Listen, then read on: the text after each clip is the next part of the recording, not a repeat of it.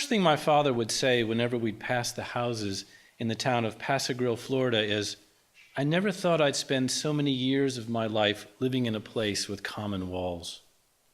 He says this because he has lived in a townhouse development since moving to Florida from Chicago years earlier with his woman friend of many years, and now alone in a different one. His new locale has the unlikely name of Shadow Run and is situated miles inland from the Gulf and across the road from a missile components factory. Bored, ornery swans glide over a pond, a muddy ditch fed by a gurgling spigot, their orange bills tracing the still air like heatless embers. "I'd like to end up in a house," he says as we drive along Gulf Boulevard to Paso Grill. My father was always a putterer around a house, and I know as we pass these modest dwellings that he misses the exquisite peace and purpose that comes with the cool grip of a spray gun while seated in a lawn chair, the white hissing line of water issuing from the nozzle, a prism halo appearing just beyond reach. He looks longingly at men his age stooping in yards to retrieve fallen palm fronds. We head first to Paso Grill because it is where we both get our bearings during one of my visits. I can acquaint myself there with the unfamiliar blast of heat and sun, and he can adjust to suddenly having company and conversation for several days. Despite our excitement at seeing each other, there is a certain shyness, even silence, that results from the months of separation. But the moment we pass the pink stucco Don Cesar, a glamorous, turreted 1920s hotel that marks the entrance to town, my father sits up in the passenger seat. Our visit has begun. The road ends at a bunker of seagrass, the tires of my rental car registering sand on the pavement, squalls of it blowing like vaporous ghosts. "I hate that term dead end," my father says, pointing to the sign that indicates such. "There's got to be a better phrase."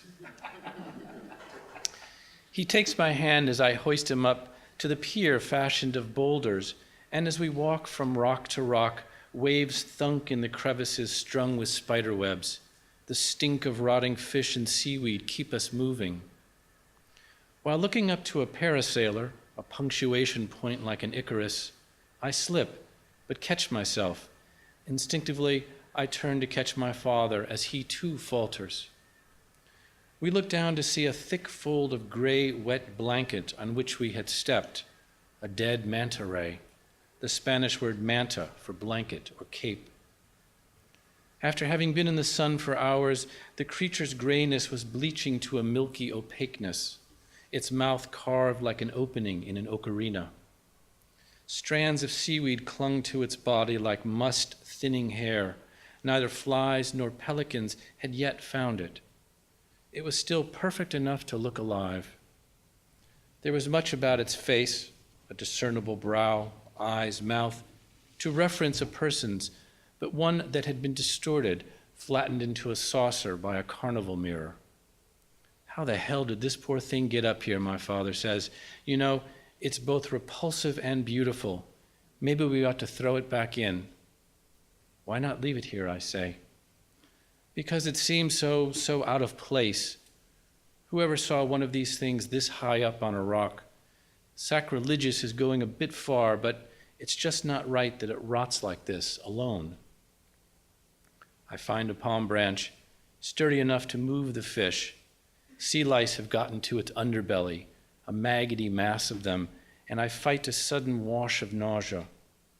I move the creature until it falls from the edge, bouncing on a lower breakwater boulder, before plopping into the water, tailing beads of air as it sinks. Its wet shadow remains on the rock, already steaming to extinction, but is replaced by another, showing my father and the smoke of his pipe rising.